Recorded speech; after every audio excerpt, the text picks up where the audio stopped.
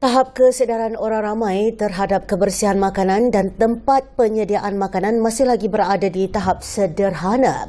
Pakar Kesihatan Awam Profesor Madya Dr. Malina Osman berkata, kesedaran masih perlu dipertingkatkan bagi membolehkan situasi yang memungkinkan berlakunya keracunan makanan dapat dielakkan serta membendung kawasan pembiakan haiwan perosak di premis makanan. Dalam kajian yang dilakukan beliau terhadap pengetahuan dan juga kesedaran umum mengenai kebersihan premis makanan mendapati dari tahun 2019 hingga awal Januari 2022, sekitar 40 hingga 70% sahaja skor yang diperolehi. Jelasnya, ia turut disumbang faktor pengguna memilih kedai yang mudah, cepat dan harga berpatutan dalam menyediakan makanan meskipun tahap kebersihan kurang memuaskan. Kita masih lagi perlu mempertekadkan tahap kesedaran tu, yang mana orang ramai juga perlu melihat kepada tahap kebersihan tersebut secara menyeluruh, bukan sahaja kepada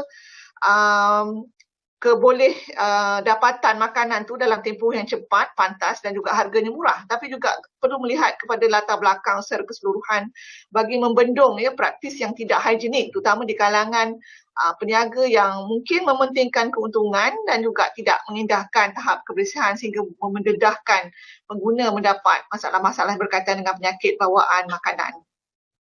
Sementara itu, susulan video tular mengenai seekor tikus menikmati ayam goreng di sebuah kedai makan.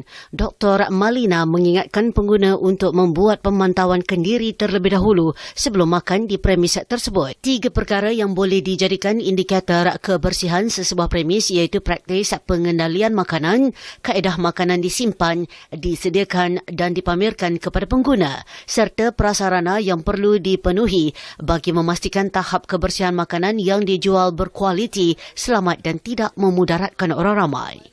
Kalau kita lihat dari segi penyediaan makanan di sebuah kedai ataupun restoran tu, ada 3 perkara yang perlu diambil berat. Yang pertama ialah kita melihat kepada sikap ataupun praktis pengendali makanan. Itu yang pertama. Yang kedua, kita lihat bagaimana pemakanan tu disimpan ataupun disediakan, dipamerkan kepada pengguna. Dan yang ketiga ialah apakah prasarana yang perlu ada yang mesti dipenuhi bagi memastikan tahap kebersihan ataupun makanan yang disediakan untuk dijual itu adalah merupakan berkualiti dan selamat serta tidak memudaratkan orang ramai.